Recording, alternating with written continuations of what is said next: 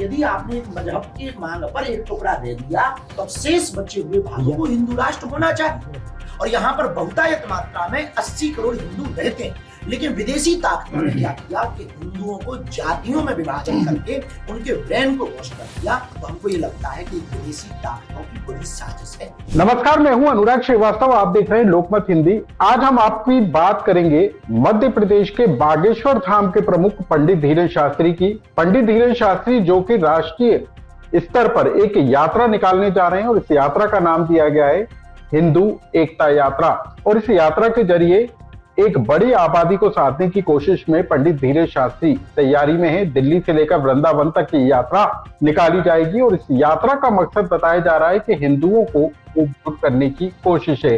पंडित धीरेन्द्र शास्त्री का कहना है कि वो देश के हिंदुओं को एकजुट करना चाहते हैं, अलग अलग जातियों में बटे हिंदुओं को एक मंच पर लाना चाहते हैं और इसी वजह से वो हिंदू एकता पद यात्रा पर निकलने की तैयारी में। और ये यात्रा दिल्ली से लेकर वृंदावन तक निकलेगी, जिसमें पंडित धीरेन्द्र शास्त्री न सिर्फ दिल्ली बल्कि हरियाणा और उत्तर प्रदेश के एक बड़े हिस्से को कवर करने की कोशिश करेंगे और 5 करोड़ आबादी तक पहुंचने का लक्ष्य रखा गया है। और इसके लिए पंडित धीरेन्द्र शास्त्री न सिर्फ मध्य प्रदेश बल्कि देश भर और विदेशों से भी लोगों को इस यात्रा में जोड़ने का काम कर रहे हैं। आज हम आपको बताएंगे कि पंडित धीरेन्द्र शास्त्री, जिनकी उम्र अब 30 साल हो चुकी है, आखिर कैसे इस लंबे सफर को उन्होंने तय किया। आखिर पंडित धीरेन्द्र शास्त्री की प्रोफाइल क्या रही और कैसे पंडित धीरेन्द्र शास्त्री देश के अंदर हार्ड हिंदुत्व का एक बड़ा चेहरा उभर कर सामने आए और कैसे हिंदुओं में जन जागरण पैदा करने के लिए वो लगातार कथाओं का आयोजन कर रहे हैं, लगातार यात्राएं निकालने का काम कर रहे हैं और इनका असर किस तरीके से हो रहा है। ये तमाम जानकारी हम आपको देंगे कि कैसे पंडित धीरेन्द्र शास्त्री एक छोटे से खपरेल वाले मकान से निकलकर एक बड़ी भूमिका में आज नजर आते हैं।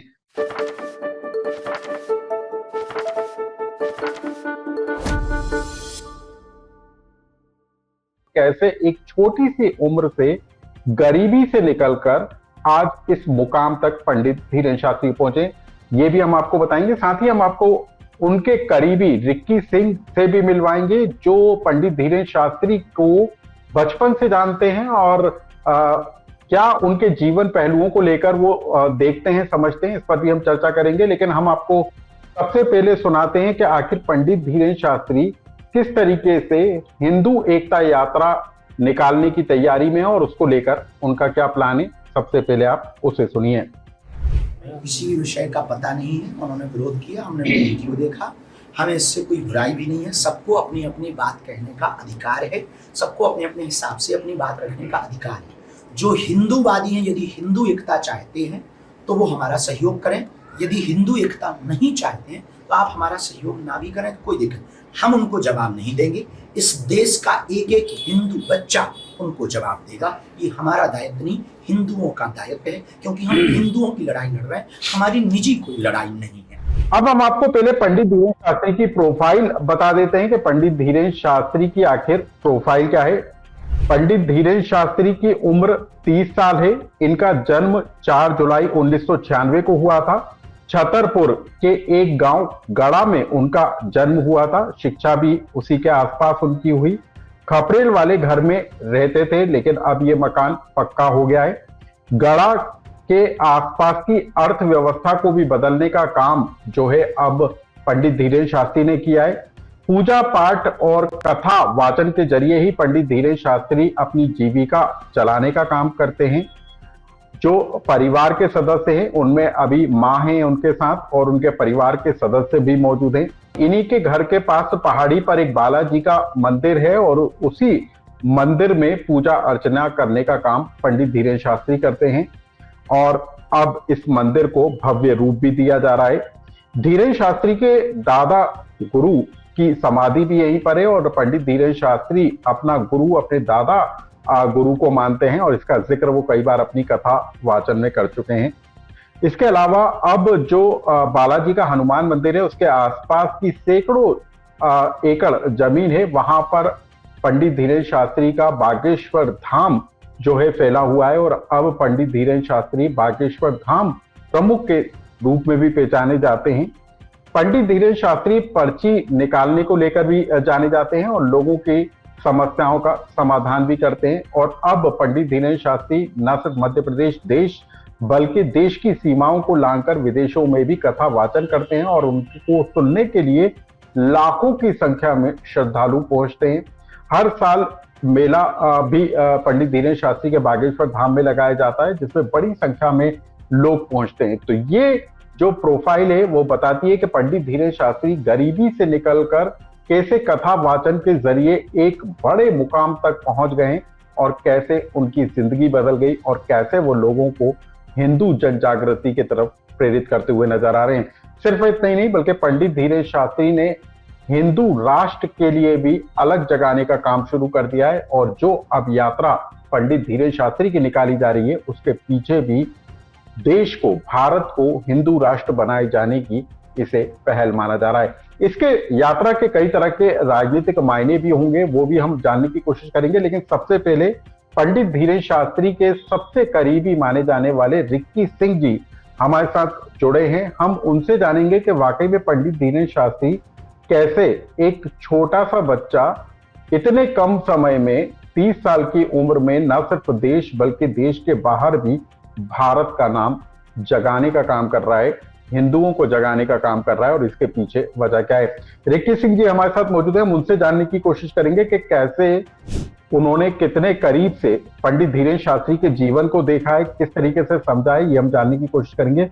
रिक्की जी, आपका लोकमत में स्वागत है। आप पंडित धीरेन्द्र शास्त्री के करीबी रहे हैं, आपसे जानना चाहेंगे कि पंडित धीरेन्द्र शास्त्री का जो सफर है, 30 साल तक की उम्र का सफर, आपने किस तरीके से देखा है?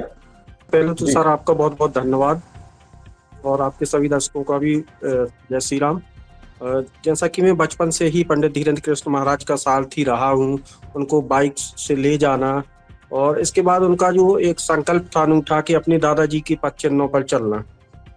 कहते हैं कि जो व्यक्ति मन में ठान लेता है तो निश्चित तौर पर उसे मंजिल मिलती है। धीरेन्द्र कृष्ण महाराज भी अपने पूज्य दादाजी के द्वारा बताए हुए मार्ग पर चले और आज उन्हें यह सफलता मिली। लेकिन रिक्की जी, कहा जाता है कि पंडित धीरेन्द्र शास्त्री जब छोटे थे तो उनको जो है गरीबी का सामना करना पड़ा, खपरेल वाले मकान में वो रहते थे। और बताया भी जाता है कि पंडित धीरेन्द्र शास्त्री ने भी एक कथा में इस बात का जिक्र किया था कि वो पढ़ना लिखना चाहते थे, कर्मकांड सीखना चाहते थे, वृंदावन जाना चाहते थे और उनके पिता इसके लिए जब लोगों से उधार पैसे लेने के लिए गए तब उनको किसी ने पैसे उधार नहीं दिए थे। इस बात का जिक्र खुद पंडित धीरेन्द्र शास्त्री ने अपनी कथाओं में किया है। तो क्या वाकई में उस समय इस तरीके से हालात थे कि पंडित धीरेन्द्र शास्त्री पढ़ना चाहते थे और वो वृंदावन नहीं जा पाए? निश्चित तौर पर उनकी स्थिति थी, आर्थिक रूप से बहुत कमजोर थे। जो भी कर्मकांड करके आते थे उससे पैसा मिलता था, उससे उनका परिवार का भरण पोषण होता था और स्थिति बहुत ही दयनीय थी। लेकिन अगर स्थिति दयनीय नहीं होती तो आज वो इस मुकाम पे नहीं होते। उन्होंने गरीबी को बहुत करीब से देखा है, सारी चीजों को झेला है, मतलब बरसात का पानी भी झेला है, ठंडी भी झेली है। और गांव के सबसे अंतिम छोर पर उनका मकान होने के कारण वहाँ पे पर्याप्त गंदगी भी, मतलब वो कचरा भी डालते थे। तो कहते हैं ना कि कीचड़ में कमल खिलता है, वैसे ही हम लोगों का सौभाग्य कि हमारे गाँव में भी मतलब एक कमल खिला है जिसने गांव की दिशा और दशा बदल दी। एक ऐसा युवा जिसने पूरे गांव के क्षेत्र को रोजगार दे दिया। आज जिस गढ़ा को कोई नहीं जानता था वो विश्व पटल पे है और आज बागेश्वर धाम के नाम से जाना जा रहा है, वो भी कृष्ण महाराज की वजह से। रिक्की जी, कथा वाचन कैसे सीखा? पंडित धीरेन्द्र शास्त्री के भाव में कैसे आया कि कथा वाचन के जरिए लोगों को जोड़ा जाए? कैसे उनको ये सीख मिली? सर उनके क्या है कि परिवार का जो बैकग्राउंड था, मतलब चाहे दादाजी हो, चाहे पारिवारिक चाचा जी हो, चाहे मामा जी हो, फूफा जी हो, सभी लोग कर्मकांडी ब्राह्मण हैं। तो मतलब जन्म से ही इनके एक वातावरण मिला कि मतलब अगर मामा के यहाँ भी रहे तो वहाँ पे भी मतलब भागवत करने मामा जी लोग जाते थे, कथा मतलब सत्यनारायण की कथा भी करते थे। शुरू से ही उनको ये सीखने को मिला। लगभग 7 से 8 वर्ष की उम्र में ये सत्यनारायण की कथा करने लगे थे गांव-गांव जाकर। और हमारे यहाँ का बहुत ही फेमस स्थान है जटाशंकर धाम। जटाशंकर धाम भी आप 2 साल लगातार ठंडी, गर्मी और बरसात में भी आप गए।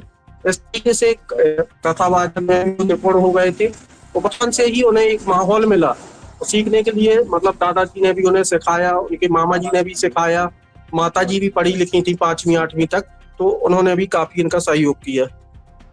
लेकिन रिक्की जी ये जानना चाहते हैं कि आखिर जो पर्ची निकालने का काम करते हैं, कहा जाता है कि कुछ समय इन्होंने जंगल में भी बिताया, सिद्धियां हासिल करने का दावा किया जाता है, खुद बालाजी हनुमान ने इनको आकर दर्शन दिए। इसका सच क्या है? क्या वाकई में कोई चमत्कार करते हैं पंडित धीरेन्द्र शास्त्री? वाकई में कोई सिद्धि हासिल है? इसको लेकर आपके पास क्या जानकारी है?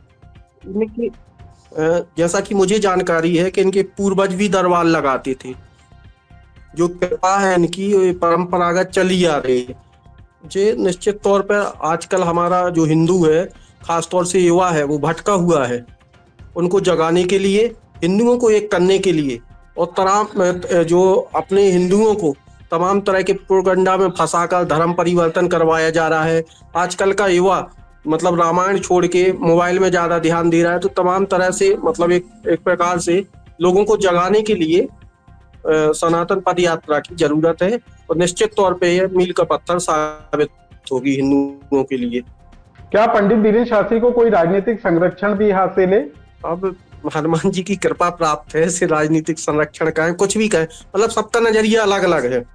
अच्छा, आप उनके करीबी हैं और लोग ये भी जानना चाहते हैं कि 30 साल की उम्र हो गई पंडित धीरेन्द्र शास्त्री की, उनका विवाह कब होगा?